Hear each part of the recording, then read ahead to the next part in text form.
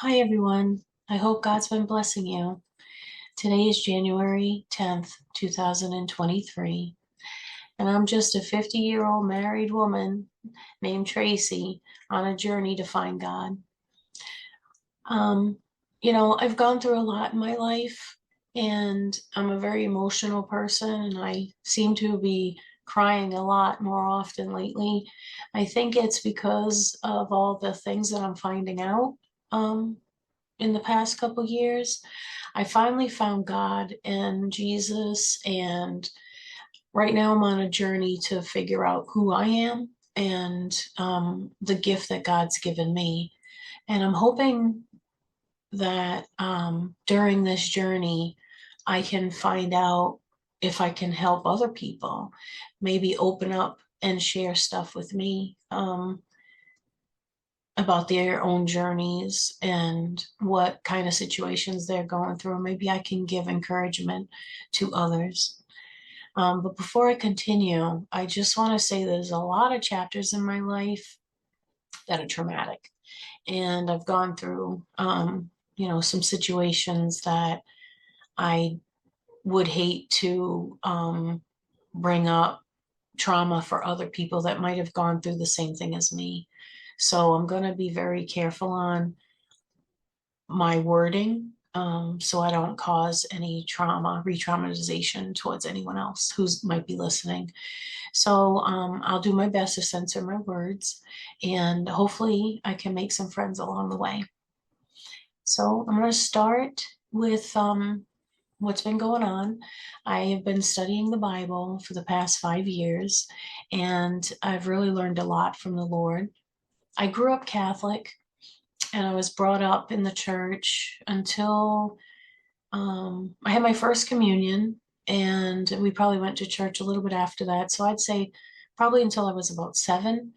And after that, we stopped going because my mom didn't feel comfortable going to church anymore because they frown upon divorce, and my mom was divorced from her husband, and um, she felt like people were judging her. So she didn't want to go back to the church anymore. So obviously I was young, so I couldn't go to the church. So, like I said, my mom and dad, they were divorced, and I never really knew my father. According to my mom, he left when I was a little younger than 2 years old. And, the story that she told me and my brother is that he said one day he was going to go get us tickets to Disneyland, and he never came back home. And of course, as a young child, I have to believe what my mom said because I didn't really have my dad to validate or tell me if that was true or not. So, you know, that's pretty much all I knew. I grew up with my mom and my brother and my grandmother.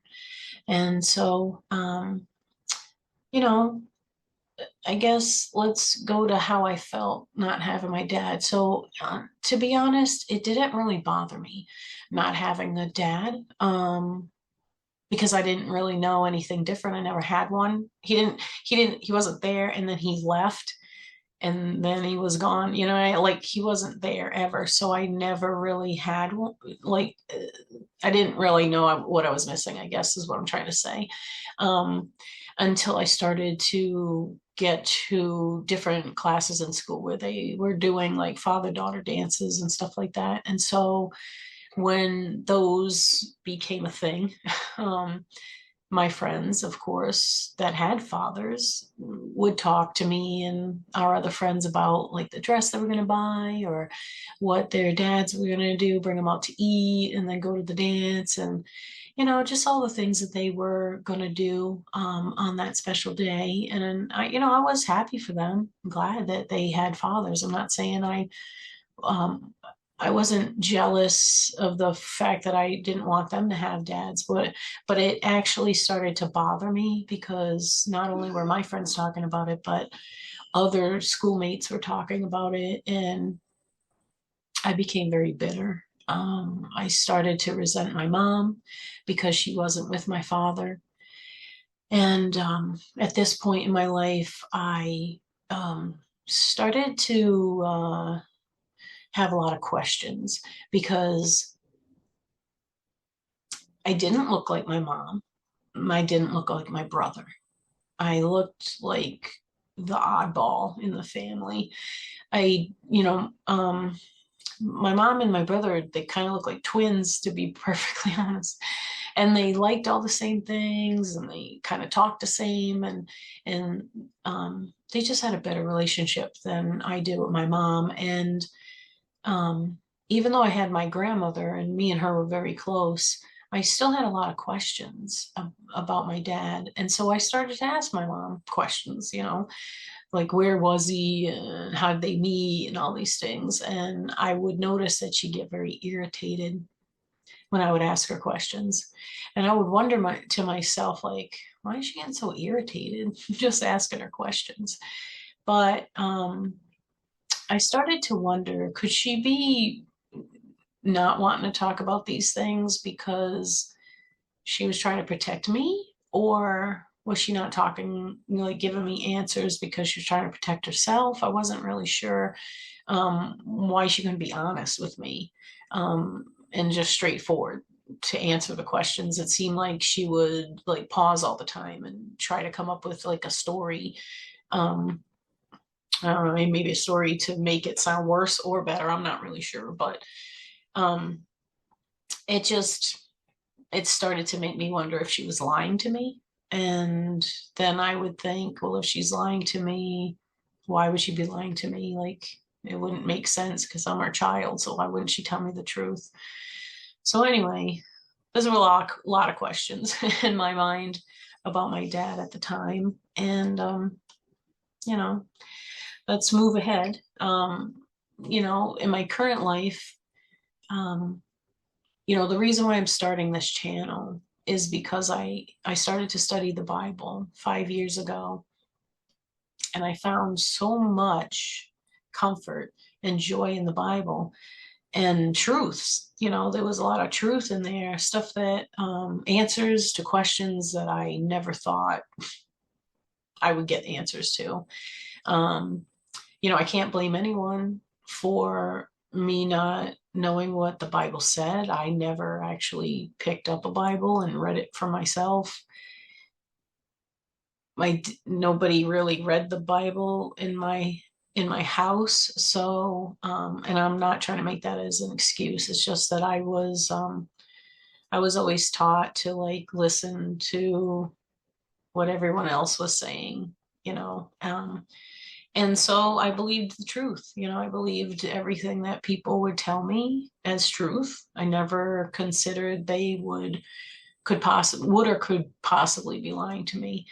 My mother would always call me naive growing up, and a lot of my friends would call me gullible, but I didn't believe I was either one of those things because my heart was on my sleeve and I just loved everybody, and I just assumed everybody was kind-hearted and, wanted to get to know me because that's the kind of person I was. I wanted to get to know people. And I didn't ever have like a bad thought in my mind, like, oh, this person could probably like hurt me or scam me or lie to me or any of that stuff. I never woke up in the morning thinking, that somebody was going to do something bad to me. I always was in a good mood. I was always positive, and I always wanted to meet other people.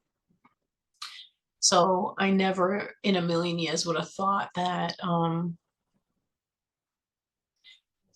someone in my family could possibly be lying to me. So I'll just go to the last 5 years has been a roller coaster of truth bombs and finding out that my whole life has been a lie. I'm not going to tell you that the reason I figured that out was because I started studying the Bible. No, that's not why I figured it out. But I will say that because I was starting to study the Bible, it was giving me a different perspective to look at things and to reason on stuff that happened in my past, and to kind of do research and figure out what was truth and what was not truth. I'm still in the process of figuring out things on my journey to truth. So what's going on now is I just want to know who I am. Who was I supposed to be? What types of things do I actually like? Is because I figured out that like a lot of stuff that I thought I liked, it was only because I was told that either that's who I was supposed to be, or that's what I was going to become, or that's the kind of things that I like. This is how you should act. This is how you should talk to people. This is what you need to know. And I never really questioned anything. So it's been a pretty big shock, actually. But I know that God has gotten me through a lot of the information that has come out, and the resentment that I had, the bitterness I've had towards people, the anger for finding out certain things were lies. God definitely like helped me with all that. So let me go back to January of 2018. My husband and I bought our first house in 2017. So it's been a year now that we've been struggling with many different things that were going wrong with the house. We both never had a house. This was our very first house. We've always lived in apartments and, in cities. And where I grew up was, considered the projects. And so everything was included. My mom was a single mom. So everything was included in the rent. You didn't have to pay like electricity or water or trash or anything. It was all included in the rent. And so I guess what I would say is when we got this house, it was kind of like reality hit. Oh, you have to pay for trash pickup. Which is probably common to most people, but to me, I was just like, what? Don't just pick up your trash. But anyway, finding out all the different things that you have to pay for when you have a house. And I was very excited to find out I didn't have to pay a water bill because we had a well. But what we didn't know about the well was that the water was contaminated and we couldn't drink the water. So we were going through an awful lot of stuff with pipes being ruined and stuff like that. And so it was very overwhelming in the first year. And let me just give you a little bit of a background on my husband. My husband was brought up Catholic, but they didn't really go to church all that much. So by the time that we bought this house, my husband had considered himself an atheist because he, didn't really think about God and didn't talk about God, didn't really go to church or anything. And so the reason I tell you that is because what happened was kind of funny, because at the same time, on the same night, we were both praying and we had no idea that we were doing this on the same day. I was praying to God because of the house. I was praying, saying to him, did we make a mistake? Should we sell the house? Should we stay here? Like, what did I do? I was praying to him like that. Yet my husband was actually praying to God, asking him if he was real. And if he was real, how could he get to know him? And as an atheist, that's kind of surprising. But oddly enough, within a week, there was people that came to our house where we live and knocked on our door. My husband answered the door, and there was a young man standing there. And he asked my husband, do you know what God's name is? And my husband, he's a humorous guy. He said, yeah, it's God. And the young man said, well, do you have a minute so I can show you in the Bible what his name is? And so my husband said yes. And he had gone to Psalms 83:18. And he showed us in there where it says that his name is Jehovah. And so my husband said, wow, that's very interesting. I've never seen that before. And, they talked for a minute or whatever. And then the young man left. And then my husband was talking to me later that day. And we were talking about the scripture. And we had looked it up in the Bible that we had. And it was there. And we were like, wow, that's crazy. Neither one of us has ever really seen that before. And so the real funny thing is, two things shocked us. One, that God had a name that we never even knew that was in the Bible. And two, it was like God sent that young man to the house to answer my husband's prayer. Like, he literally prayed, is there a God? And if you're real, how can I get to know you? And what happens? The kid comes to the house and says, did you know God has a name? Like, he was introducing himself to my husband personally. Like, to me, that's a mind-blowing aspect. Like, I don't know, whatever. I've always believed in God, so I thought that that was amazing. I'll get more into what my husband thought about that when I interview my husband in a different video. But like I said, for me, I thought that was amazing, absolutely amazing. I knew it was God. And so right away, I wanted to know more. I wanted to know what else is in the Bible that I've never seen. So I got a hold of that young man, and we ended up starting a Bible study with an older couple, a very nice older couple that lived not too far from us. And they would come over once a week, and we would study the Bible. We would go over things that were in the Bible, and they would show us like answers to questions that we had. Some scriptures that would specifically help when you're feeling anxious or, lonely or angry or, just, you're grieving or something like that. And there were so many questions that I had. Like, growing up Catholic, all you heard was, oh, so and so died. Oh, well, that's because God needed another angel, in heaven. And I thought to myself, is that real? Like, is that why God's taking people? Like, why? Why is he taking people? It didn't make sense to me why God would take people that were so young, like even little babies. Like, it didn't make sense to me. It seemed kind of selfish. And I didn't think that God was selfish. So I will say that I found answers to many questions, like, why did God even make humans? Why are we even here? Where do we go when we die? Just like, what's God's purpose for us? Like, what was even the whole point of making Adam and Eve? That's kind of what all those kind of questions I had.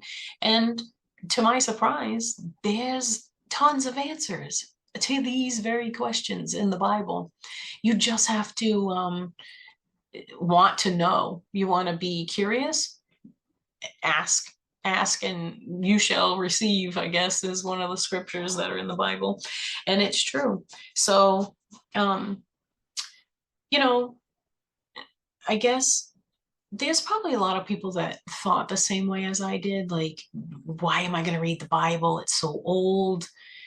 The they're not going to have any practical advice for me now. In my day and age, they're like from the first century. Like, they were letting people get killed by lions and stuff. I don't think that stuff's happening now. But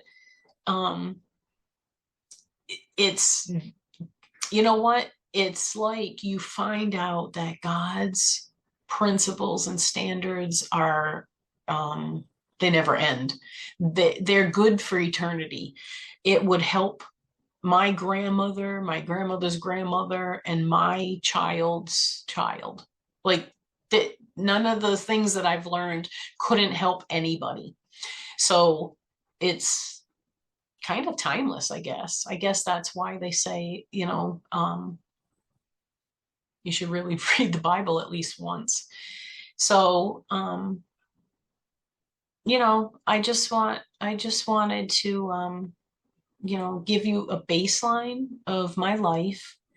And I want to make a video series about, my life. My next one will be, I'm going to go back to my childhood and start to explain, what I've gone through in my life. And even now, I didn't know God then. I knew of God. I believed in God, but I did not have a relationship with God back then. So what I'm going to do is go through, um, each of my videos will be like a little section of my life, and I'm going to be able to tell you, like, now looking at it from this perspective, where I can see that God was trying to help me. And I think that that's going to be very encouraging for other people, because I know God's helped all of us. And like me, I just didn't know that he was helping me. And I believe that there's many more people in the world that that's happening to, because we are all the same. We're unique, and individually, we like different things, but we are, like, created the same. So we we all have trials. We all go through grief. We all get angry. We all have depression, some just more than others. That's all. Um, so anyway, I hope my story, of finding God, and the Lord Jesus Christ, encourages you guys. I hope that you stick with me through my journey. There's a lot of things that I want to talk about. I want to interview my husband, my kids, and some of my friends. And eventually, I would love to talk to the listeners. I would love to have you on my channel, and we could discuss, and listen to your stories. And that way we can get to know each other.